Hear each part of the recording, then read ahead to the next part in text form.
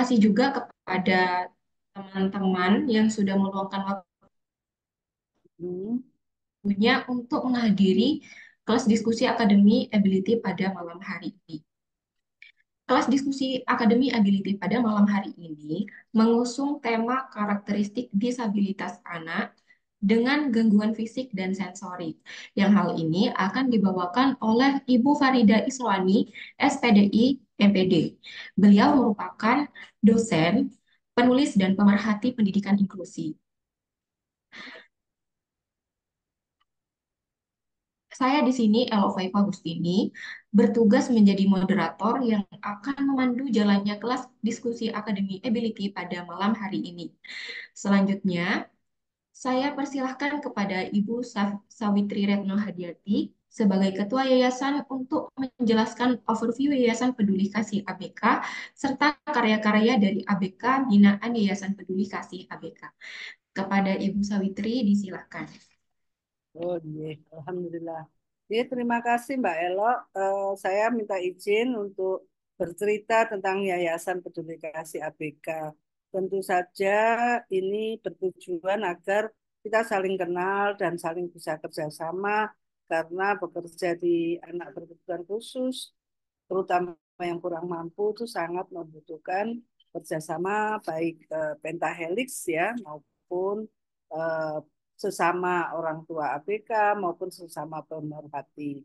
Nih, jadi Yayasan Peduli Kasih ABK didirikan tahun 2012 dengan tujuan untuk mendukung partisipasi aktif ya. Jadi yang utama itu partisipasi aktif ABK melalui peran orang tua dan masyarakat. Jadi nomor satu adalah orang tua dulu agar bisa menerima, kemudian mengoptimalkan masing-masing potensi dari anak berkebutuhan khusus karena pasti masih ada potensinya ya. Terus yang kedua adalah bagaimana masyarakat itu bisa memahami dan mendukung. Terus kemudian bagaimana partisipasi aktif itu dari anak berkebutuhan khusus bisa ditingkatkan dan juga bagaimana memberdayakan ekonomi keluarga. Lanjut, jadi secara filosofi kegiatan yayasan ini dibagi dua, yaitu di dalam gedung dan di luar gedung. Jadi kalau di dalam gedung adalah kita menunggu orang yang datang, eh, selain kita juga seperti sekarang ini ya melakukan Zoom dan sebagainya. Yang di dalam gedung kita bagi dua adalah kelas orang tua dan kelas APK. Kelas orang tua diisi parenting, kelas APK atau disabilitas diisi kreativitas. Lanjutnya adalah kelas di luar gedung ya. Jadi sosialisasi-sosialisasi baik berupa pelatihan, festival, ataupun pameran, pasar, hasil karya atau bisnis sosial yayasan. Ya.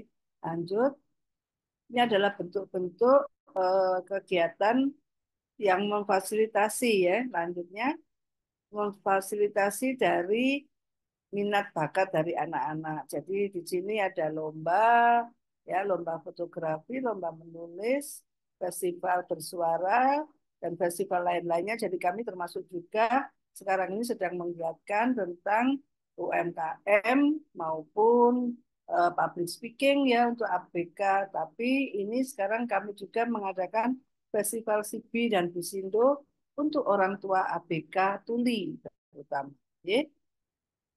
Lanjut. Oke, ini adalah hasil karya dari ABK. Jadi hasil karyanya ini berupa buku karena buku terutama itu adalah mengabadikan karya.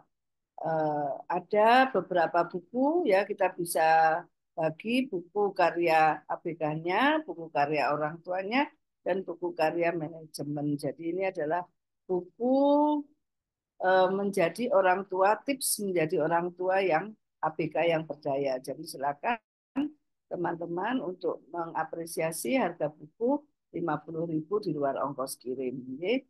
Lanjut, kemudian ini adalah karya-karya ABK. Jadi kami mengupayakan apapun kondisi dari ABK, mari kita mengajak bersama-sama orang tuanya juga, dan juga ada crafter ya kalau memang ini adalah dalam bidang produk ya. Jadi eh, hasil karya ABK apapun, jadi mereka seumpama tidak bisa apa-apa seperti itu dikatakan oleh orang tuanya, kita cari dan yang paling mudah karena fitrahnya adalah mencoret-coret adalah mencoret-coret ini dan nanti dipercantik dengan bantuan orang tua dan juga crafter tadi sehingga layak untuk dijual. Jadi alhamdulillah kita juga kerjasama dengan hotel maupun sekolah internasional seperti itu ya. Jadi pemasaran produk ini termasuk juga kita mengikuti lomba.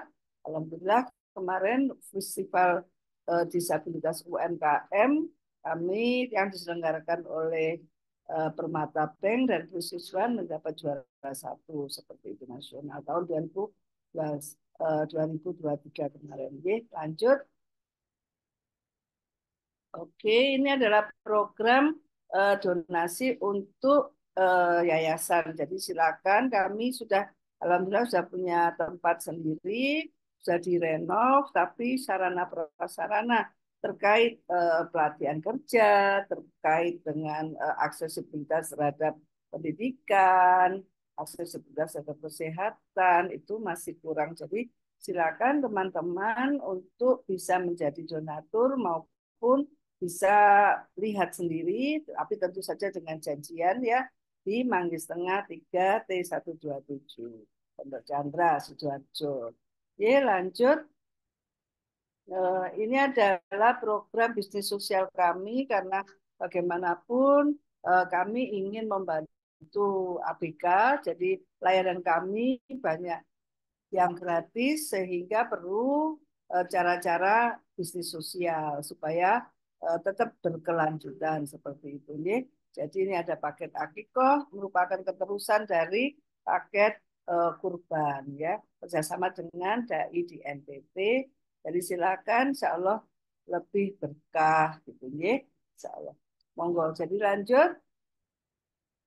Oke, ini adalah baru saja kami mengadakan kerjasama ke 9 kalinya dengan DAI di NTT berupa kurban ya. Jadi alhamdulillah sudah ada 4 sapi kemarin itu dan 5 kambing ya. Alhamdulillah. Jadi ini adalah uh, insya Allah ini tahun depan berlanjut seperti itu. Jadi silakan teman-teman untuk bisa berkontribusi bersama. Oke. Lanjut. Ini adalah paket bisnis sosial juga kerjasama dalam untuk memberangkatkan haji umroh gitu ya. Jadi kita kerjasama dengan KBIH Baitul Isah. Ini contohnya saja nih programnya, harinya maupun yang nanti adalah berangkatnya yang utama adalah dari Surabaya. Jadi silakan monggo yang ini tidak intinya tidak ada perbedaan antara yang disabilitas maupun yang reguler harganya sama dan kita menyediakan juga untuk pendamping seperti itu. Oke, lanjut. Oke. Ini adalah program terbaru kami di mana kami ingin mencari inisiasi. Jadi kita mencoba menginisiasi desa kreatif inklusif bersama pemerintah desa dan juga berbagai stakeholder lainnya. Jadi ini kita mengkhususkan untuk sementara di Jawa Timur dulu. Jadi berdasarkan budaya Sidoarjo, Trenggalek, dan rencana akan ke Pamekasan. Jadi di Jawa Timur ada 10 budaya, tapi kalau diringkes bisa 3 budaya. Jadi Arek, Mataraman, dan Madura seperti itu. Jadi silakan teman-teman untuk menjadi donatur seperti itu untuk kegiatan desa kreatif inklusif ini. Oke. Kenapa kok desa ya? Karena untuk lebih mempercepat ya, jadi mempercepat terjadinya inklusi sosial. Oke. Lanjut. Ini adalah informasi tentang festival-festival yang kami adakan. Contohnya di sini Festival Berani Bersuara. Ya, jadi kami ingin ABK itu bisa menjadi public speaker ya. Jadi mereka menjadi spoken gitu ya. Dan menceritakan tentang kondisinya sehingga masyarakat lebih tahu, lebih terjadi saling bantu atau inklusi. Silakan ini tahun depan insya Allah ada lagi sudah ketiga kalinya. Ya, lanjut. Siap. Ini adalah yang terdahulu, baru ya, adalah Festival Fashion Show at Home ya. Ini baru pertama, jadi tahun depan insya Allah juga ada lagi seperti itu. Oke, lanjut. Oke. Nah, ini adalah ketetapan dari kami setiap Senin, Rabu, dan Sabtu. Senin, Rabu malam, Sabtunya sore. Jadi adalah webinar ya, jadi memberikan solusi informasi dan bisa juga ada konsultasi seperti itu. Ya, lanjut. Nih, ini adalah Zoom kami semua insya Allah tersimpan di YouTube channel Peduli Kasih Afrika maupun Harian Surya dan Tribun Jatim. Jadi silakan subscribe, like, dan komen. Terima kasih. Wassalamualaikum warahmatullahi wabarakatuh. Ye, monggo Mbak Elo. Baik, terima kasih kepada Ibu Sawitri atas pemaparannya. Mari kita mulai diskusi pada malam hari ini. Karena kelas ini berupa sharing atau tanya jawab, maka peserta bisa langsung bertanya kepada narasumber dengan menggunakan fitur raise hand atau dapat juga mengetik di kolom chat jika berhalangan untuk bertanya secara langsung. Baik, sebelum bertanya, peserta yang menggunakan fitur raise hand dapat memastikan mic sudah ter-unmute.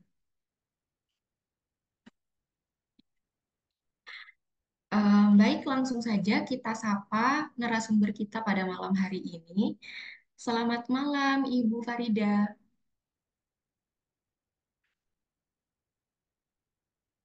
Alhamdulillah. Terima kasih Bu.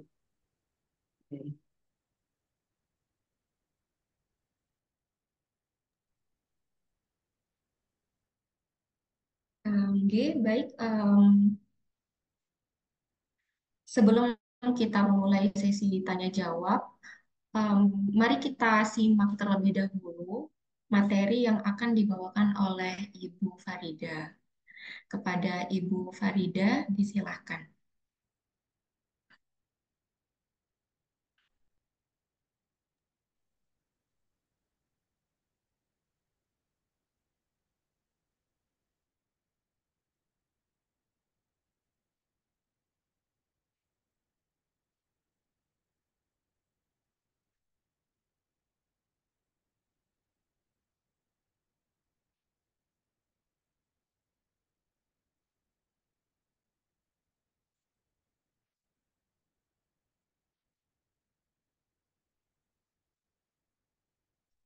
Mohon maaf sebelumnya, permisi Ibu Farida.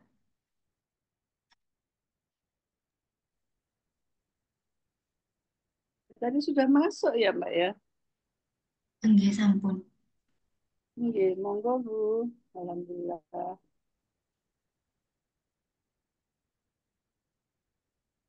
Oke. Kita menunggu nggih sebentar. Oke, ini mau mau konfirmasi kalau dari tim kami belum masih proses masih proses membuka PPT-nya. Hmm, Kalau semisal dari Ibu Farida sendiri, apa bersedia Ibu untuk share screen-nya? oke. Silakan Bu Farida.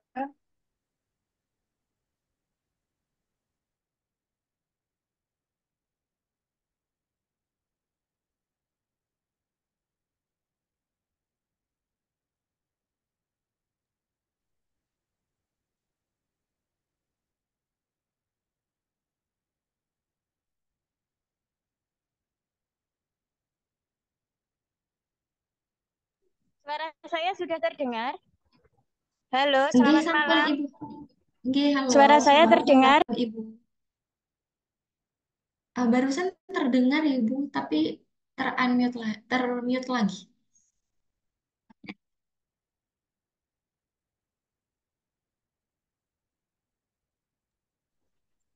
Halo, selamat malam.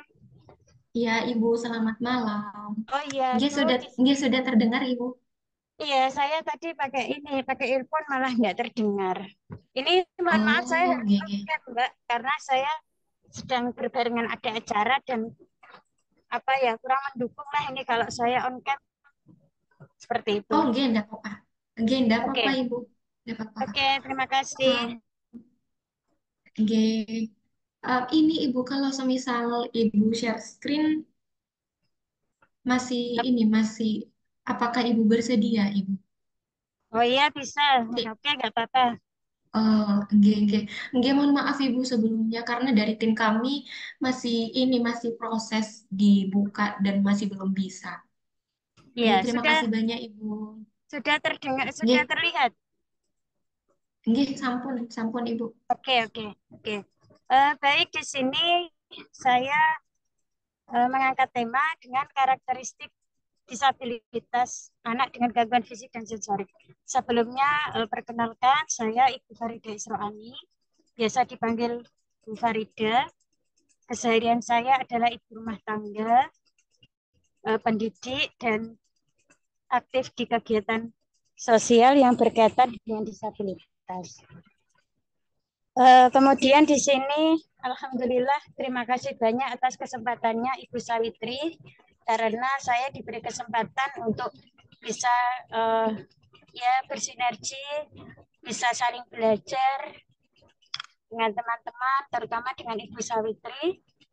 Mohon maaf jika selama ini mungkin belum bisa memberikan yang terbaik dan maksimal, tapi saya yakin lambat laun nanti akan terwujud action yang luar biasa lah, yang bermanfaat, saling memberi manfaat untuk teman-teman disabilitas. Langsung saja yang pertama di sini saya akan menjelaskan tentang apa itu disabilitas. Teman-teman sudah pada nggak asing ya dengan kata disabilitas atau disability. Banyak yang bilang bahwa disabilitas di sini dikatakan adalah cacat. Maksudnya di sini jangan berpikir negatif dulu ya, karena apa yang dimaksud di sini adalah keterbatasan. Mungkin ada keterbatasan fisik, mental, intelektual, ataupun sensorik dalam jangka waktu yang lama, di mana dia anak-anak tersebut memang memiliki keterbatasan. Namun keterbatasan ini terkadang malah menimbulkan keistimewaan ataupun kelebihan bagi si anak tersebut. Kemarin itu saya baru saja diberi paketan itu dari Surabaya, dari mahasiswa UNER yang bekerja sama eh, mengadakan kegiatan pengabdian masyarakat, dan di mana anak-anak disabilitas itu membuat karya, ada dompet, ada apa ya, gantungan kunci. Ini saya terenyuh dipaketkan sampai di Bojonegoro seperti itu. Lanjut sekarang jenis-jenis disabilitas. Di sini banyak sekali disabilitas jenisnya. Ada disabilitas fisik, mental, intelektual, sensorik, dan perkembangan. Banyak sekali jenisnya ya. Nanti bisa didiskusikan. Yang fisik itu gimana? Yang fisik itu ya memang sudah terlihat oleh mata kita, oleh apa ya, panca indera ya. Gimana? Mungkin ada yang tuna bicara, tuna rungu, apalagi ini eh, istilahnya apa ya? Ada itu mahasiswa saya yang mengalami kesulitan untuk berjalan. Jadi kalau berjalan dia harus dipegangi ataupun pakai kursi roda seperti itu. Ada lagi disabilitas mental, biasanya ini anak-anak ini mengalami minder, kurang percaya diri, bahkan ada rasa takut juga, was-was dan sebagainya. Kemudian intelektual di sini adalah keterbatasan dalam bidang akademik, kemudian disabilitas sensorik, dan dilanjut dengan perkembangan. Lanjut sekarang macam-macam disabilitas, ada tunarungu. Di sini sudah tidak asing lagi, tunarungu ini uh, berkaitan dengan pendengaran, biasanya menggunakan bahasa isyarat untuk memberikan kemudahan dalam komunikasi. Kemudian tunanetra, di mana berkaitan dengan penglihatan, biasanya di sini apa menggunakan huruf braille, kemudian tunadaksa yaitu berhubungan dengan keterbatasan kemampuan motorik seperti itu. Kemudian disabilitas fisik sudah. Di sini ada jenisnya, ada karakteristiknya yaitu cerebral palsy. Di sini ada terapinya juga biasanya, kemudian epilepsi dan distrofi muskular progresif atau disebut dengan DMP. Lanjut, disabilitas sensorik pendengaran ini bisa dideteksi sejak kecil ya. Anak dengan hambatan pendengaran tunarungu biasanya memiliki hambatan atau gangguan pada organ pendengarannya, sehingga pada organ pendengarannya ini mengalami kehilangan pendengaran ataupun pendengarannya terganggu. Anak dengan hambatan pendengaran tunarungu ini merupakan hambatan pada perkembangan bicara dan bahasa. Banyak sekali kita lihat saat ini terapi-terapi anak untuk bisa bisa bicara, karena memang secara kedokteran itu mengalami ini hambatan berbicara. Namun kalau saya selama ini melakukan penelitian, itu terapi dari ibu itu juga penting. Ya ada terapi, memang ada terapi khusus yang ini ya mendalami keilmuan ibu. Namun di sini kalau di rumah ibunya nggak kurang aktif mengajak anak bicara, maka ya anaknya kurang aktif juga seperti itu. Kemudian di sini sudah menurut kesulitan berbicara itu, apalagi sekarang gangguan ya kalau lihat HP itu rasanya itu gimana ya, kasihan anak-anak kecil seperti itu. Mungkin itu Mbak, singkat aja, silakan mungkin ada yang. Baik, terima kasih banyak kepada Ibu Farida atas pemaparan materinya pada malam hari ini. Untuk para peserta yang ingin bertanya secara langsung atau bisa juga dengan mengetik di kolom chat, sangat dipersilakan.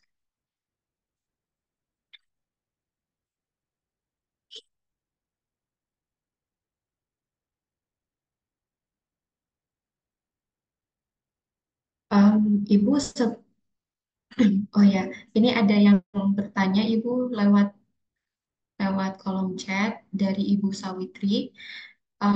Bagaimana cara berinteraksi? Kepada Ibu Sawitri bisa maksudnya bagaimana cara berinteraksi, bagaimana ya Ibu? Oke, Bu Ida, jadi kami, apakah apakah ada teknik tertentu untuk bisa berinteraksi dengan teman-teman ini? Seperti itu, Bu. Baik, mohon izin menjawab. Mbak Elo, boleh langsung Nggih, monggo dijawab? Ibu. Nggih, monggo. Oke, biasanya itu memang terkait gangguan ini ya, yang ditanyakan Ibu Sawitri ini terkait yang terlambat bicara atau yang berkaitan dengan pendengaran. Bisa secara umum atau bisa keduanya, Bu. Oke, secara umum ya memang ini ya, kalau pendengaran dan bicara itu identik dengan gerakan ataupun ekspresi ya. Perlu kita ketahui bersama itu kan kelas bahasa isyarat itu kan ada jenis dua itu ya, dua jenis itu. Karena memang kalau orang terlambat bicara itu ketika ingin mengungkapkan sesuatu, anak kecil saja itu kalau kesulitan untuk menyebut benda atau menyebut sesuatu itu dia akan seperti emosi, diiringi dengan emosi, dan akhirnya dia harus menggunakan gerakan tangannya, ekspresi wajahnya, sehingga apa yang dia sampaikan itu bisa dipahami oleh orang tua seperti itu. Teknik-tekniknya yaitu tadi Bu, mulai dari bahasa ibu. Di sini kenapa saya bilang bahasa ibu, karena kalau dilihat saat ini hanya mengandalkan terapi saja tanpa ada bahasa ibu, di rumah itu pun rasanya berat.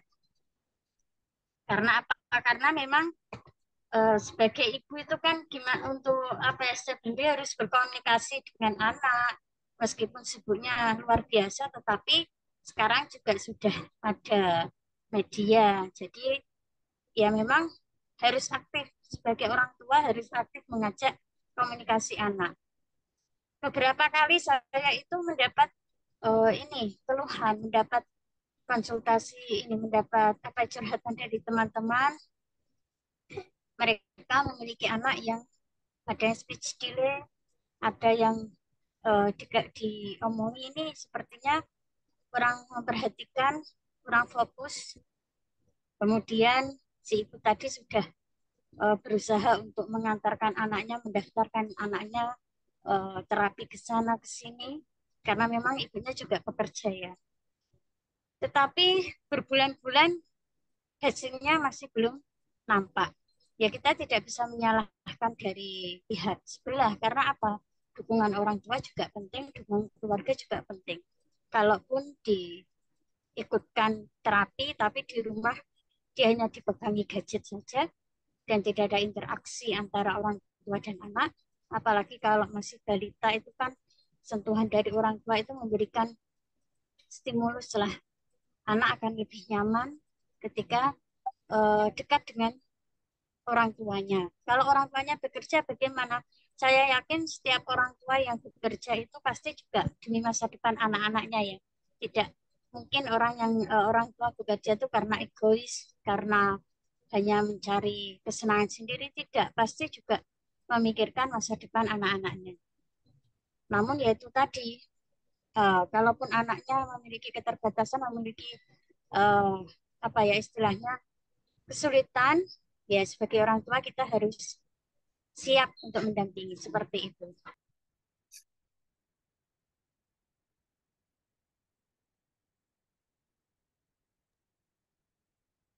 Baik, terima kasih Ibu Farida atas jawabannya. Kepada Ibu Sawitri, apa sudah dapat Ya, sudah dapat oke. ini?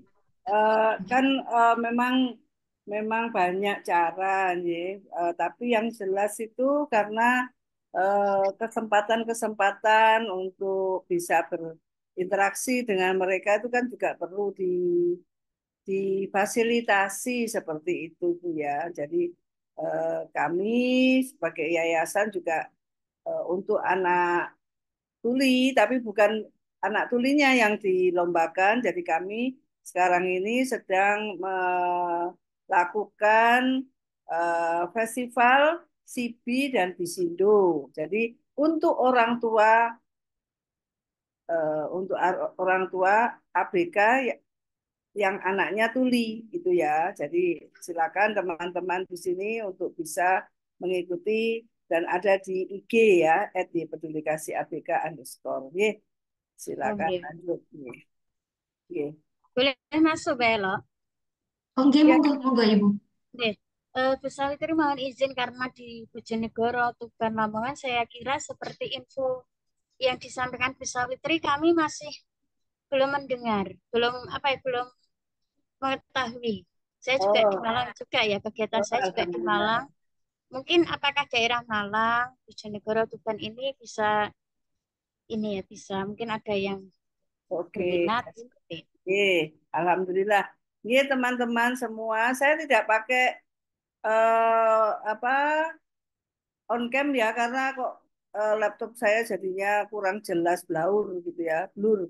Jadi begini, dalam rangka kami ini salah satunya adalah mengisi waktu libur, jadi kami mengadakan lomba atau festival untuk orang tua ABK dengan tuli, ya, untuk melakukan bahasa isyarat, tapi yang mudah, gitu ya. Untuk pertama, ya memang yang mudah dulu adalah menyanyikan lagu Indonesia Raya, mengisyaratkan lagu Indonesia Raya seperti itu. Jadi teman-teman bisa mengirimkan atau Mbak Dwika menunjukkan kalau ada flyer dan captionnya. Jadi silakan. Jadi ini adalah sosialisasi sekaligus praktek bahwa orang tua ABK itu perlu juga belajar bahasa isyarat ya. Jadi silakan mengirimkan video dan ada subtitle, jadi ada tulisan kecil di bawahnya tentang eh, apa lirik dari lagu yang sedang diisyaratkan tersebut. Jadi bisa festival ini adalah festival Sibi dan juga festival Bisindo. Silakan. Jadi yang Sibi untuk anak-anak yang masih sekolah, anak-anak tuli yang masih sekolah. Jadi orang tua yang anaknya masih sekolah dan Bisindo yang sudah apa lulus sekolah seperti itu. Seperti ini. Jadi gratis pendaftarannya, tapi ada hadiahnya. Jadi hadiahnya ini masing-masing pada eh, kategori tersebut seperti itu. Di luar itu kami juga mengadakan lainnya seperti festival pelatihan UMKM, jadi ada saringannya ya. Terus kemudian ada dilatihnya. Versi pertama adalah online, terus versi kedua adalah yang offline seperti itu. Di luar itu ada juga pelatihan public speaking ya, karena nantinya kita ingin ABK-ABK ini adalah spoken ya. Jadi syaratnya adalah bisa baca dan verbal tentu saja seperti itu. Jadi nanti sekitar 4 sampai tadi ada saringannya dulu ya, ada tesnya supaya bisa masuk, terus kemudian ada juga pelatihannya by offline. Seperti itu teman-teman. Jadi intinya kami itu sangat mengharapkan orang tua ABK ini berani bersuara ya, seperti itu. Adakah yang ingin tertarik dan sebagainya? Silakan. Sangat menarik ya, Bu Sawitri. Saya minta kliennya nggih, Mbak Oh, Julikan. siap, terima kasih. Iya, Ibu. karena Nggih, saya kesehariannya ya di Malang. Di Malang itu juga ada komunitas Alhamdulillah. ini Nggih, untuk teman-teman ABK. Apalagi di Brawijaya itu saya juga ikut kelas bahasa isyarat di nggih, Brawijaya itu nggih, seperti itu. nggih. Ya, nggih. Oke, silakan teman-teman yang lain. Nggih. Kesulitan komunikasi ini kan penting ya Bu Farida. Jadi mohon Ya, eh, mohon tipsnya gitu Bu. Tipsnya oh, gitu. buat kita eh, kita tuh sebetulnya pengen gitu kan, yang reguler ini pengen berkomunikasi tapi takut takut tersinggung Salah, seperti itu. ya salah penyampaian, mungkin Ini salah seperti itu. paham. Itu ada yang bertanya Mbak Elo. Dia Nggih. Em, baik, kepada Ibu. Oh, Bu Diah Puri, Mbak Diah. Oh, nggih, nggih, nggih. Kepada Ibu Diah Kuri disilahkan jika Selamat ada yang malam, ditanyakan. Selamat malam Bu Farida. Selamat malam Dokter. selamat malam. Mohon maaf Iya. saya off cam ya. Saya Oh pengen ya, enggak apa-apa. Enggak sharing apa-apa aja Ibu. sedikit. Ini tadi saya masuknya terlambat, jadi saya nyesel juga nih tadi nggak sempat dengerin materinya Ibu Farida. Hmm. Tapi saya cerita sedikit boleh ya, Boleh, betul. sharing gitu. Monggo. Kebetulan, Boleh, boleh Ibu. iya, kebetulan saya ini ibu dari anak yang punya disabilitas fisik dan disabilitas sensori komplit. Jadi dia lahir dengan rubella sindrom. Secara fisik dia serba pasi kan, fisiknya dia nggak kuat, otot-ototnya tidak terlalu kuat. Dulu dia masih pakai kursi roda kemana-mana, tapi belakangan ini belum ada setahun ini dia sudah mulai bisa berjalan gitu, berjalan. Dia pertama kali bisa berjalan selangkah dua langkah itu usia 5 tahun. Kemudian kita terapi dan belakangan ini sekitar 2-3 bulan ini dia sudah mulai kemana-mana udah nggak mau pakai kursi roda lagi. Jadi di kalau jalan-jalan itu digandeng kanan kiri tangannya. Kenapa digandeng? Karena penglihatan dia itu belum terlalu jelas. Dia lahir dengan katarak kongenital. Jadi gangguan mata, gangguan penglihatan tidak bisa dipasang lensa ya pada saat itu karena kondisi dia masih bayi. Kalau masih bayi kan pertumbuhannya masih berkembang sampai dengan usia 7 tahun. Nanti kalau dibongkar pasang lensanya itu resiko operasinya itu bahaya buat jantungnya. Jantungnya pulmonal stenosis, katupnya tidak menutup dengan sempurna. Itu yang membuat dilema juga kalau dia bolak-balik dibius total gitu tubuhnya. Dan untuk pendengarannya dia sampai dengan 105 desibel tidak respon. Jadi tuli berat yang tidak bisa dipakaikan ABD. Jadi kalau untuk mendengar, kalau kalau orang tua pengen anaknya bisa mendengar itu harus operasi implan koklea. Tapi kami tidak disarankan untuk melakukan itu karena gangguan-gangguan penyerta lainnya itu berat gitu. Jadi nanti eh, keberhasilannya juga nggak sampai 50% ketika dilakukan implan koklea. Akhirnya kami menerima anak kami ini ya begini apa adanya gitu. Bagaimana kita berkomunikasinya? Ya karena susah gitu, karena dia tuli berat, tapi kita tidak bisa mengajarkan dia untuk bahasa isyarat karena matanya low vision gitu kan. Jadi ya sudah gitu. Ini tidak nggak tahu benar apa salah ya. Saya cuma cerita aja gitu. Jadi kalau kami berkomunikasi dengan anak kami, ya kami ngomong aja gitu. Kami bicara, kami utarakan, dia harus gimana, dia nggak boleh apa gitu. Dan sepertinya dia paham gitu dengan apa yang kita omongkan. Padahal dia tidak mendengar.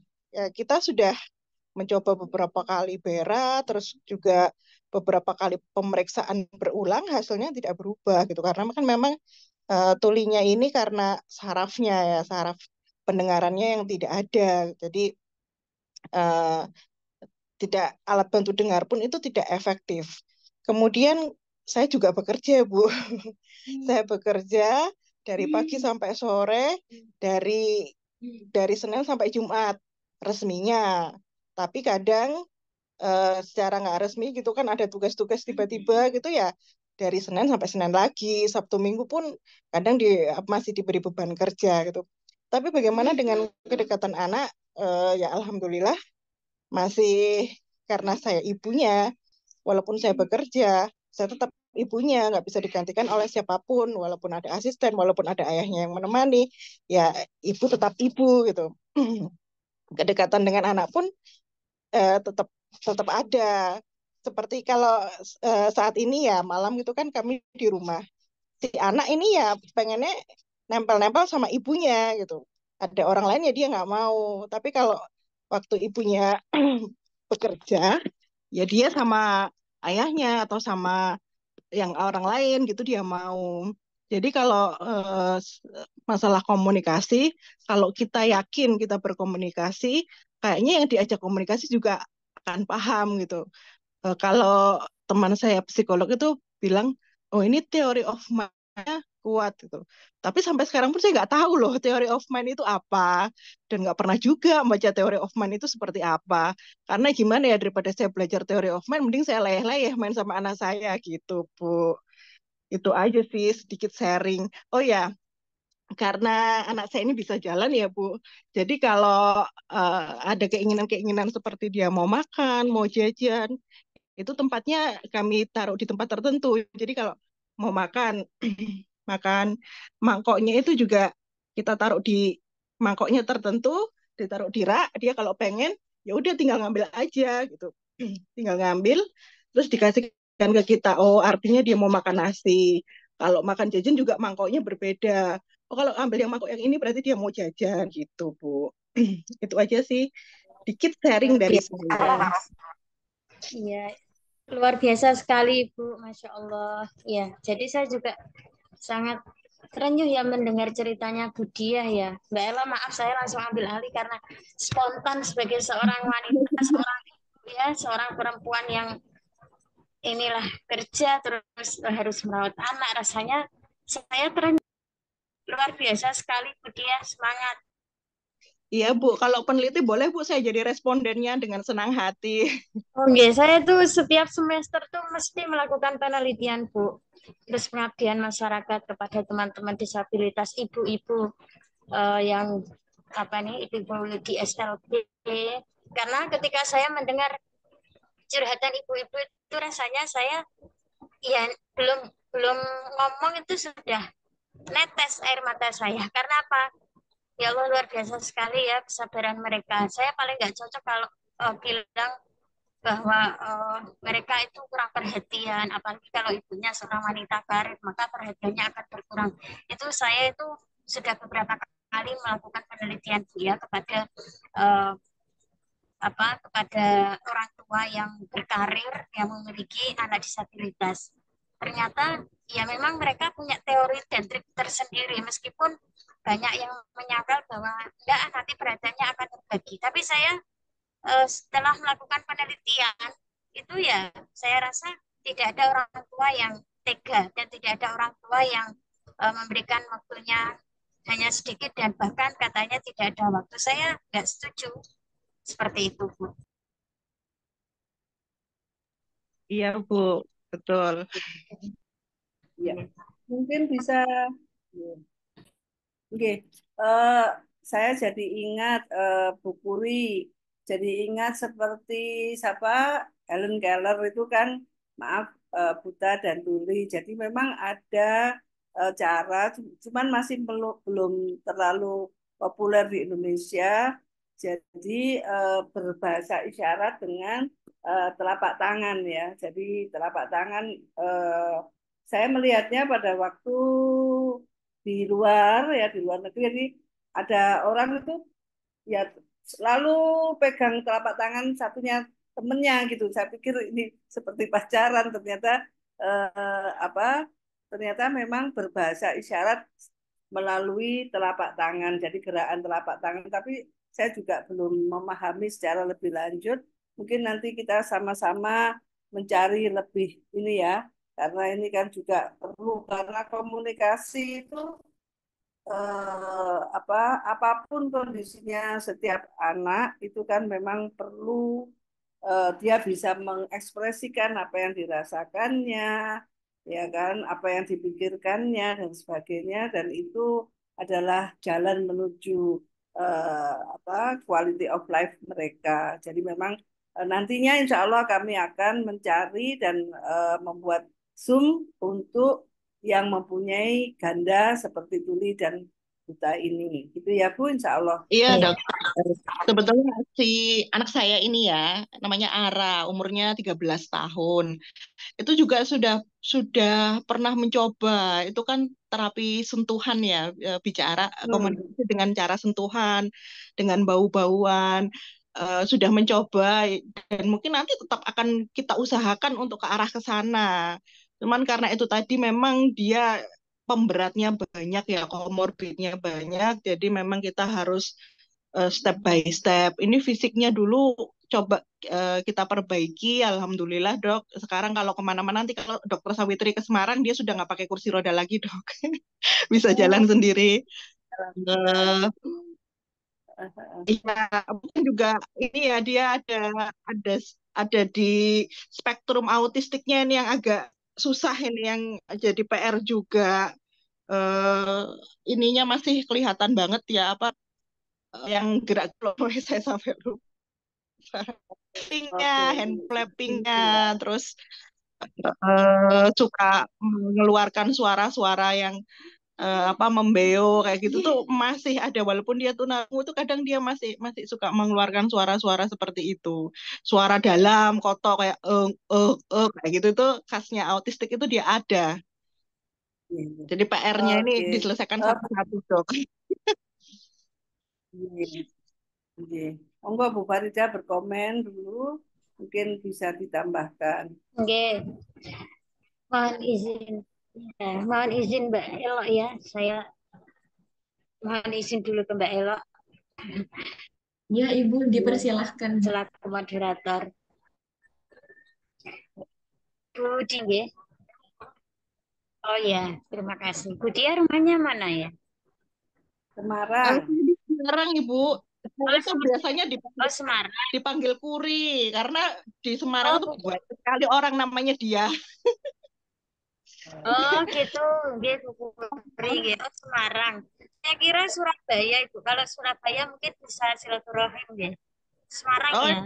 Bu, saya lahir di Surabaya, kuliah di Surabaya, besar di Malang. Insya Allah nanti kalau saya mudik, saya sowan ke Bu Farida.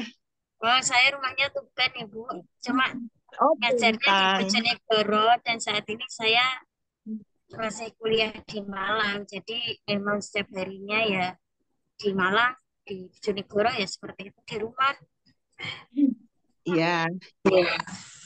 Baik, menurut saya ini ya, karena beberapa kali ini saya bukan dari lulusan pendidikan luar biasa ataupun ini ya Bu, yang jurusan khusus special need. Saya itu S1, S2, S3-nya ini PAI, Pendidikan Agama Islam. Tapi saya memang tugas akhir saya, baik tesis, S3, dan semua penelitian saya itu rata-rata kebanyakan eh, meneliti tentang disabilitas.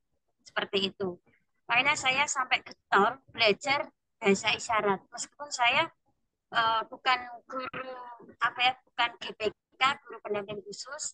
Saya hanya seorang dosen pengajar, itu pun pengajar mata kuliah PAI, tetapi karena saya memang giat dan ini apa senang meneliti tentang inklusi, saya saat ini juga mengaku mata kuliah sudah 2 semester ini mengaku mata kuliah PAI inklusi. Jadi memang di situ ya belajar fokus kepada anak-anak disabilitas di mana mereka nanti penanganan di kelas seperti apa, kemudian teknik-teknik bagi mereka yang mengalami hambatan baik eh, apa keterlambatan secara kognitif itu bagaimana nanti di kelas itu ada pembagian untuk anak-anak yang sekolah di SLB ataupun di sekolah inklusi. Di situ memang kami pelajari betul.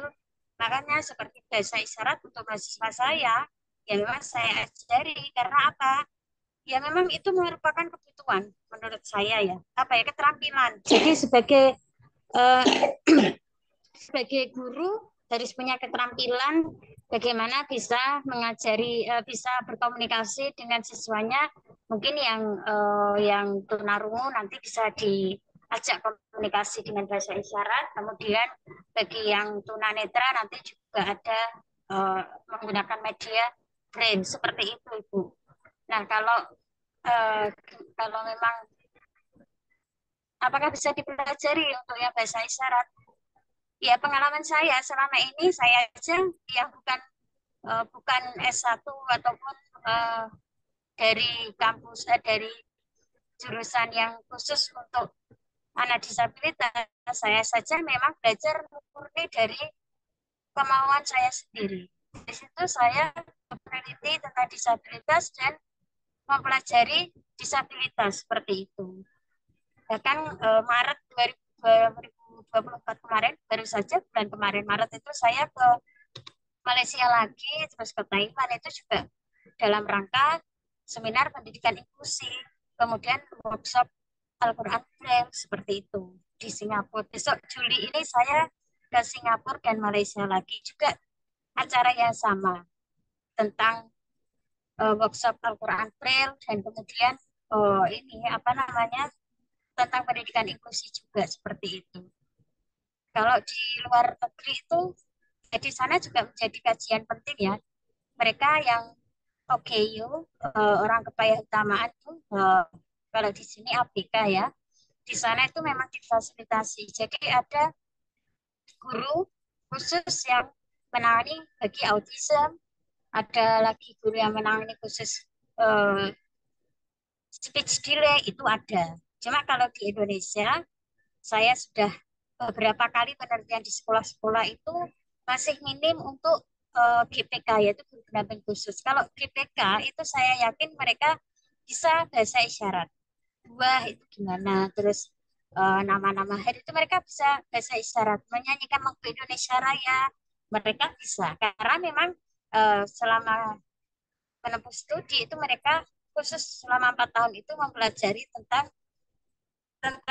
dunia disabilitas seperti itu. Beda lagi seperti saya yang S1, S2, S3-nya juga murni pendidikan agama Islam, tetapi karena saya memang berawal dari melihat realita bagaimana anak-anak disabilitas ketika mereka aja dianggap sebelah mata, kemudian ada lagi yang mereka muslim yang pengen ngaji aja banyak sekali yang menolak dengan alasan tidak ada guru yang bidang di situlah, terus kemudian tidak sanggup lah, kemudian takutnya nanti dia jadi masalah, terus akhirnya orang tuanya harus mendatangkan guru ngaji, ada lagi yang mendatangkan guru privat, guru les pelajaran, karena apa namanya, orang tua itu ingin memberikan yang terbaik untuk anak-anaknya, memberikan kebahagiaan untuk anak-anaknya. Saya yakin mereka yang anak-anak memiliki keterbatasan yang dianggap sebelah mata, itu juga memiliki ini ya, apa ya, memiliki sosial. Mereka ingin bersosial, mereka ingin berteman, mereka ingin bermain. Jadi kalau mereka dibatasi, kemudian mereka harus diasingkan, apalagi yang saat ini miris sekali, beberapa kabar itu saya mendengar bahkan dibully, seperti itu kan rasanya sesama manusia ya Bu, apalagi pendidik ya. Jadi rasanya kok bagaimana caranya bisa ikut inilah, bisa ikut, ya tidak kok kita ini sebagai sok pahlawan tidak, tapi setidaknya kita eh, bisa menjadi sahabat mereka, bisa menjadi teman mereka. Nah dari situ saya ya tetap sampai saat ini memang menekuni disabilitas seperti itu. Di Malang itu pun juga ada komunitas untuk disabilitas. Terus di Surabaya itu ada yang Mbak Dian, terus ada lagi Mbak Mira, di Tuban ada juga. Kalau di Semarang saya belum pernah. Kemarin itu cuma ke Jogja itu ke ini Darul Aqsom. Kemudian kalau di Semarang itu di Pondok Pesantren apa Bu? Saya kemarin itu dari Semarang itu yang khusus tunarung itu kemarin, Darul Mahfud atau mana itu kemarin. Sudah lama itu saya sebelum corona itu. Jadi memang murni dari kesadaran. Tidak ada istilahnya supaya apa ya, untuk cari uang atau apa, enggak sama sekali. Karena memang kesadaran, kemudian karena bagaimana caranya ya, saya sebagai pendidik ini bisa memberikan berkontribusi untuk anak-anak ABK ini supaya mereka juga memiliki hak dalam mendapatkan pendidikan yang sama dengan teman-teman yang lain seperti itu. Jadi untuk bahasa isyarat, kemudian yang disampaikan Bu Puri tadi ya, sebagai orang tua, kalau belajar teori ini gimana, itu memang ya teori dengan praktek itu biasanya memang ini ya, lebih mudah praktek ya, apalagi kita sendiri yang mengalami. Terkadang itu, eh, saya kemarin itu waktu di daerah Situbondo itu, saya ngobrol dengan anak ini ya, mungkin usia berapa ya kalau kelas 11 itu. Mereka itu adalah para penghafal Al-Quran. Nah, di situ saya baru bulan kemarin, sekitar setelah Lebaran April, akhir April saya ke Situbondo itu. Nah, di situ saya ngobrol karena memang mereka apa ya, keterbatasan tunawicara, jadi memang ngobrolnya ya harus pakai bahasa isyarat. Tapi ternyata mereka itu beberapa ada yang tidak memahami tentang gerakan isyarat saya seperti itu. Kemudian dari gurunya itu menjelaskan bahwa mohon maaf Ibu, karena namanya anak-anak mungkin ini ya kurang ada miskomunikasi seperti itu ketika saya menyampaikan pakai gerakan tangan saya itu, karena ini ya dikira itu ya itu tadi salah salah salah penerimaan seperti itu. Nah ini saya juga membayangkan ketika anak yang tunawicara itu ketika mereka di luar, mereka kesulitan untuk bicara, kesulitan untuk mengungkapkan apa yang ingin disampaikan, unek-uneknya, pikirannya itu, kemudian sebagai lawan bicaranya ini kalau tidak sabar dan tidak apa ya, kurang perhatian, kurang fokus, maka bagaimana perasaan si anak tadi seperti itu. Beda lagi kalau dengan ibunya, secapek-capeknya ibunya pulang kerja ketika anaknya rewel pun dia juga tidak akan marah-marahnya, itu pasti akan diakhiri dengan pelukan dan sayang seperti itu. Jadi memang ini ya bahasa isyarat, eh, apa, meskipun meskipun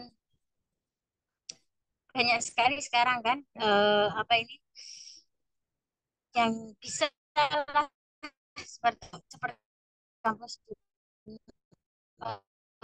UNESA, terus di mana di Brawijaya. Saya sendiri ini kan untuk disertasi saya. Jadi saya memang yang ikut kelas bahasa isyarat itu teman-teman saya satu kelas itu mahasiswa S1 semua. Saya mahasiswa S3, tapi saya nggak malu karena memang saya ingin belajar, bukannya karena apa-apa, karena saya memang senang dengan dunia disabilitas. Senang berteman dengan mereka-mereka yang ketika disapa baru dari jauh saja mereka sudah senyum seperti itu. Gitu ya, Bu Puri. Bella. Baik, terima kasih. Terima kasih Ibu Farida atas sharingnya. Em, jadi jadi kemampuan untuk bahasa isyarat ini sangat diperlukan ya, ya Ibu, Iya, untuk betul. Oke, untuk bisa berinteraksi dengan mereka yang mempunyai keterbatasan untuk berkomunikasi Betul, dengan, sangat iya betul. seperti iya seperti kita yang bisa seperti itu. Iya. Eh, Ibu, saya ada yang ingin ditanyakan juga, Ibu, Iya, silakan. mengenai mengenai komunikasi dari anak berkebutuhan khusus. Nah, kebetulan kebetulan saya juga di sini sebagai terapis ABK. Jadi tiap harinya saya bertemu dengan beberapa macam anak berkebutuhan khusus nih, Ibu. Dan Iya, kebanyakan dari mereka eh, s- ini Bu, speech delay seperti itu. Nah, iya betul. untuk bisa melatih sampai ke kemampuan anak untuk bisa berkomunikasi kan, kita yang diperlukan kan fokusnya dulu ya Ibu ya. Iya, betul. Nah, nggih. Nah, yang ingin saya tanyakan itu aktivitas apa saja yang bisa dijadikan stimulasi di rumah untuk orang tua, yang bertujuan untuk meningkatkan fokus anak ini, Ibu. Terima. Baik. Boleh langsung saya jawab nggak? Nggih, monggo, Oh ya. nggak apa-apa. Oh ya, ternyata Mbak Elo ini juga terapis ya, luar biasa sekali. Di Surabaya. Di Sidoarjo, Ibu. Oh, Sidoarjo. Oke, oke. Oke. Ini banyak sekali ditanyakan ya, Mbak. Eh, karena rata-rata itu memang ini teman saya yang sesama dosen, pendidik, mereka kalau mendidik anak orang lain aja sabar, nggak bisa lah untuk marah. Tapi ketika dihadapkan dengan anaknya yang sedang tantrum, itu saja rasanya seperti mau marah gitu ya, merasa keras seperti itu. Baik, saya langsung jawab saja.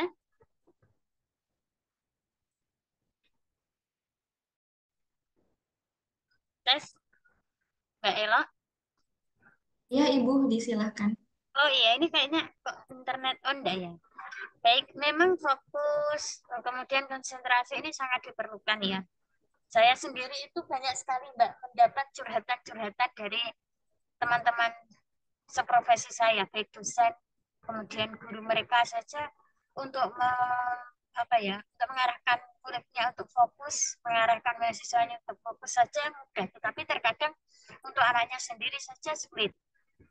Nah, kenapa anak itu biasanya bahkan ada ya, kalau dengan gurunya dia nurut, tetapi dengan ibunya saja kalau dikasih tahu kalau belajar kadang malah perang, ada yang bilang seperti itu kan.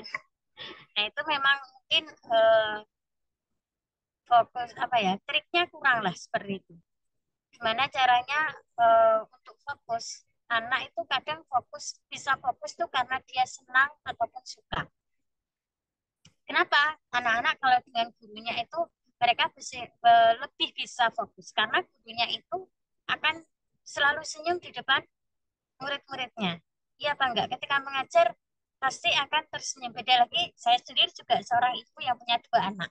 Ketika anak saya minta bantuan untuk mengerjakan PR matematika itu ya, karena padahal masih tingkatan SD kelas 4. Itu ketika saya pulang kerja, Bu ada PR matematika. Aduh, saya gitu.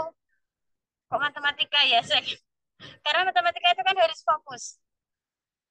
Saya tanya dulu, udah hafal rumusnya atau belum? Belum. Nah, gimana caranya, Bu, biar biar cepet hafal rumusnya? Ya harus fokus. Saya bilang harus fokus, tetapi saya tidak memberikan solusi supaya bisa fokus itu bagaimana. Kan seperti itu. Karena saya sendiri dalam keadaan pulang kerja mungkin ada apa ya, capek dan kemudian kurang senyum, maka itu tadi anak kurang fokus, kurang senang dalam belajar seperti itu. Baik, ini sedikit ini aja, intermezzo aja ya. Kenapa si kecil itu anak ya itu membutuhkan fokus dan konsentrasi yang tinggi untuk mendukung pengetahuan, pemahaman dan belajarnya dalam menangkap informasi ataupun ilmu yang ingin dia dapatkan, kan seperti itu. Memang kalau kita belajar ya, saya pernah belajar itu tentang psikologi itu ya. Itu kan memang ada batasan, ada takaran untuk konsentrasi ataupun fokus pada masing-masing usia. Seperti kalau usia 2 tahun itu biasanya bisa fokusnya hanya 4 sampai 6 menit. Saya punya anak balita juga, jadi saya juga mempraktekkan juga. Kalaupun anak PAUD kok dipaksa belajar terus dia akan bosan.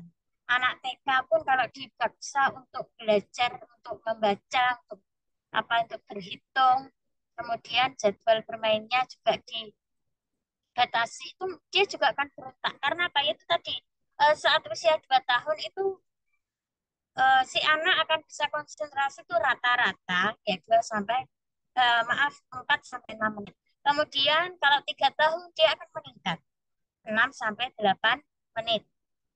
Terus kalau 4 tahun juga akan meningkat lagi 8 sampai 12 menit. Beda lagi nanti kalau sudah TK. TK itu umur berapa? 5 sampai 6 tahun. Ini konsentrasinya 12 sampai 18 menit. Makanya kalau saya lihat guru TK, ketika saya ngajar mahasiswa yang PIAUD itu mereka seringnya malah apa? Tepuk-tepuk, nyanyi-nyanyi. Iya apa tidak? Bahkan saya ketika melihat mahasiswa saya yang ngajar di PAUD itu, mereka itu tidak malu loh. eh, apa ini untuk menirukan gerakan bebek sambil megal-megal. Iya apa tidak? Itu masih mahasiswa, Bu. Ada itu Bu yang ibu-ibu sudah punya cucu itu guru TK. Kalau kalau apa ini namanya kalau mengajar muridnya kalau nari bebek ya sambil megal-megal nirukan gaya bebek. Belum lagi nanti kalau kalau apa ini kalau lagunya itu ada yang lagu apa namanya itu monyet itu juga gurunya kan menirukan gerakan monyet itu supaya apa? Supaya anak-anak tidak jenuh dan mudah untuk memahami apa yang dipelajari, materi yang dipelajari. Nama-nama hewan pasti juga akan menirukan hewan apa yang disebut itu. Kemudian lagi masuk kelas 1 sekolah dasar, berarti usia 7 sampai 8 tahun, yaitu konsentrasinya akan bertambah 16 sampai sekitar 25 atau 24 menit. Lanjut lagi 9 sampai 10 ini udah naik kelas 3 ya, 3 ke atas itu biasanya 20 sampai 30 menit. Kemudian usia 11 sampai 12 tahun rata-rata ini sudah meningkat 25 sampai 35 menit seperti itu. Jadi kalau saat ini saya itu melihat ketika anak PAUD, anak usia PAUD itu sudah pagi disekolahkan PAUD, nanti siangnya ya kalau apa diikutkan les, kemudian ada yang didatangkan guru privat. Saya lihat belajarnya sampai 2 jam, sampai 3 jam. Saya dalam hati saya gini, belum lagi nanti kalau sore habis asar ngaji lagi kan, diantar ke tempat ngaji. Saya gini, aku anak PAUD sudah diikutkan privat, diikutkan les ke sana ke sini. Ya, anaknya nggak mungkin bilang, Mah aku capek atau gimana, enggak. Tapi kan kalau saya lihat saat ini kan orang tua semangat ya. Saya nggak mau ketinggalan, Dek, kamu harus kayak anaknya itu. Jadi kamu harus les ke sana ke sini. Aduh, saya tuh juga punya anak, saya juga pendidik, tapi saya memahami psikologi anak saya seperti itu. Jadi memang batasan konsentrasi anak ya secara ilmu psikologi sudah jelas seperti itu ya Mbak Elo ya. Belum lagi nanti kalau mungkin anak TK itu katanya kalau lulus TK harus bisa membaca, harus bisa calistung. Kalau menurut saya kalau terlalu dipaksakan itu kasihan anaknya. Karena apa? Itu tadi sudah ada takaran kalau usia kelas 1 justru sampai 8 tahun itu kan hanya sekian menit saja. Yang lainnya masih bermain. Makanya tidak mungkin lah kalau kelas 1 itu rata-rata. Kalau di SD itu jam 11 sudah pulang, jam 10 sudah pulang. Kecuali full day. Full day itu kan bagi orang tua yang rata-rata memang bekerja. Ya nggak apa-apa. Di tempat full day itu juga mereka istirahat juga nggak apa-apa kan. Ada waktu istirahat kan. Seperti itu. Jadi memang pilihan orang tua menurut saya itu sudah terbaik. Karena orang tualah yang bisa memahami keadaan anaknya. Seperti itu. Saya paling nggak suka kalau menjas, ah itu anaknya itu peringkatnya paling belakang tuh karena orang tuanya gini-gini. Apalagi wanita karir, apalagi ibunya kerja itu anaknya sampai terlantar, sampai nggak dapat ranking itu. Nah itu saya paling nggak suka kalau kalau menyalahkan sepihak seperti itu. Terkadang memang anaknya sendiri kan apa ya malas. Ya wajar lah kalau menurut saya tuh kalau masih TK, SD itu kalau hanya terpatok dengan kognitif dan tertulis di atas kertas, menurut saya itu penghakiman yang ini apa ya terlalu menghakimi dan itu saya tidak setuju karena apa? Karena memang ada ranah kognitif, afektif, psikomotorik itu ya taksonomi itu sudah sangat jelas. Jangan dianggap kalau nilainya 100, kalau kognitifnya di atas kertas itu nilainya 100 semua, dia ini pinter berarti. Tidak, pinter berbakat itu beda seperti itu. Ada teman saya itu, murid saya juga ngajar di SD dulu ya Mbak, di SD pernah, di SMP pernah. Itu eh, bidang kognitif itu lemah. Bahkan saya sampai tertawa, saya nggak marah ketika saya tanya apa manfaat air. Kelas 3 SD itu jawabannya apa? Bakso, es degan, loh ya. Seharusnya kan untuk mencuci, untuk mandi, seperti itu kan. Tapi jawabannya apa? Es degan, bakso, ya maksudnya ya saya paham. Tapi ya memang ya saya memaklumi. Saya kasih jempol karena wah luar biasa sekali sudah bisa paham seperti itu. Nah, tetapi ternyata dia punya keahlian yaitu dalam bidang atletik. Juara 1 terus sampai tingkat provinsi. Sila apa yang namanya badminton terus catur. Jadi memang kita tidak boleh menghakimi anak, kita tidak boleh memandang sebelah anak kita ya, apalagi kita sebagai pendidik ataupun non pendidik di sini sama saja ya menurut saya, karena anak itu masing-masing memiliki keistimewaan dan anak itu pasti memiliki bakat yang berbeda-beda. Kita harus mensupport. Murid saya itu, mahasiswa saya itu ada yang semester 1 mau mau berhenti karena dia keberatan ketika kelasnya di atas. Ya saya semangati, rumahnya jauh, harus naik bis, harus didampingi. Awalnya ya didampingi, tapi kemudian seterusnya dia sudah bisa mandiri, eh, apa ini sudah bisa berjalan dengan pegangan sendiri meskipun saya memberitahu teman-temannya, Mas, Mbak, tolong tetap diawasi ya. Maksudnya kita sebagai teman, kamu sebagai teman, Bu Farida minta tolong untuk bisa mendampingi kalau Mas Agung ini punya keluhan, punya kesulitan, mau minta tolong, segera ditolong. Saya seperti itu termasuk tugas-tugas kuliah, tolong ya sesama teman, apalagi Mas Agung ini termasuk ini ya harus diberi support, diberi semangat. Jadi naik turun jalan pun teman-temannya saya kasih pengertian supaya mereka siap siaga, mereka punya apa ya rasa kemanusiaan lah seperti itu. Tidak ada beban, ya saya mau nungguin, mau nemenin karena ini ada Bu Farida, kalau nggak ada Bu Farida saya nggak mau, nggak seperti itu. Saya kasih pemahaman seperti itu. Dan akhirnya bisa wisuda, bisa lulus. Alhamdulillah saya senang karena waktu pertama kali saya lihat Bu, saya itu nggak bisa nulis, mahasiswa nggak bisa nulis. Mungkin di hatinya, apakah saya bisa terus? Saya semangati, Mas, harus semangat.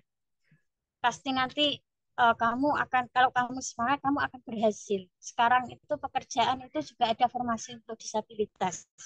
S1 PAI itu di formasi itu ada loh, khusus apa guru PAI itu untuk formasi disabilitas. Saya bilang, oh masa ada? Iya, sekarang itu fasilitas umum itu di formasi-formasi untuk pemerintahan itu juga ada. Saya semangati, kamu harus sampai lulus ya. Kalau ada apa-apa nanti bisa langsung voice note ke Bu Farida ataupun ke ketua kelas. Apa keluhannya bisa disampaikan. Saya seperti itu, Mbak.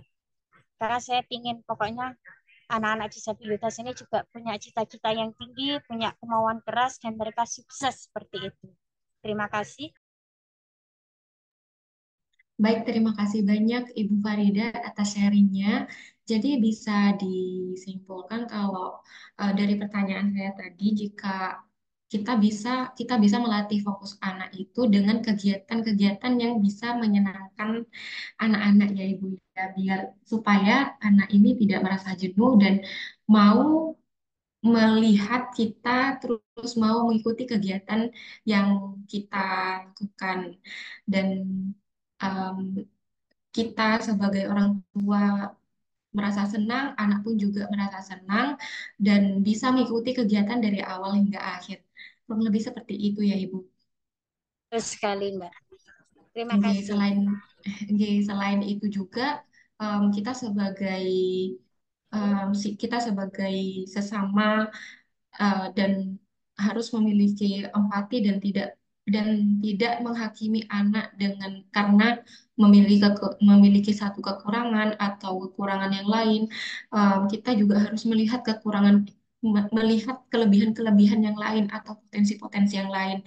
Bisa jadi um, bisa jadi anak ini memiliki kekurangan di kognitif, tapi ternyata memiliki kelebihan pada kegiatan lain seperti itu ya Ibu. Iya, betul sekali. Baik, Em, baik dari kami karena keterbatasan waktu, jadi sebelum sebelum webinar pada malam hari ini diakhiri, kepada Ibu Farida disilahkan untuk memberikan closing statement. Kepada Ibu Farida disilahkan. Terima kasih atas kesempatannya, Mbak Elo. Untuk closing statement-nya di sini masih sama ya. Sayangi mereka, hargai mereka, dan istimewakan mereka karena mereka adalah anak-anak istimewa yang perlu kita istimewakan seperti itu. Terima kasih. Baik, terima kasih banyak Ibu Farida. Sharingnya pada malam hari ini sangat luar biasa untuk kami. Semoga bermanfaat untuk kita semua. Baik, tiba saatnya di penghujung acara. Bapak Ibu sekalian, kami sangat berterima kasih atas partisipasinya di acara webinar pada malam hari ini. Atas nama panitia penyelenggara, kami mohon maaf yang sebesar-besarnya apabila ada kata-kata atau kendala teknis yang kurang berkenan di hati peserta. Semoga ilmu yang kita dapat hari ini bermanfaat. Sebelum mengakhiri acara, saya akan menyebutkan jadwal webinar yayasan untuk selanjutnya. Acara webinar akan dilaksanakan pada hari Sabtu, tanggal 22 Juni 2024, dengan tema sharing orang tua ABK, membangun kemandirian pada anak autis, yang hal ini akan dibawakan oleh Sofia Aradu sebagai karyawan swasta dan ibu dari seniman autis. Kemudian untuk jadwal selanjutnya akan diadakan pada hari Senin tanggal 24 Juni 2024 yang mana Tema yang akan diusung adalah mentorship dan dukungan berkelanjutan bagi ABK di tempat kerja. Yang hal ini akan dibawakan oleh Anita Y. Pratomo, SPSI, sebagai pemerhati disabilitas dan ibu dari Sinta IM Star Bank. Um, Baik, sekian dari kami. Sampai ketemu di webinar Akademi Ability pada jadwal selanjutnya. Saya Elva Agustini selaku moderator izin undur diri. Wassalamualaikum warahmatullahi wabarakatuh. Waalaikumsalam. Waalaikumsalam warahmatullahi wabarakatuh. Terima kasih Ibu Sawitri, Mbak Elo. Terima Oke, kasih. sami-sami Ibu. Terima kasih Ya, juga. ya. Assalamualaikum. Waalaikumsalam.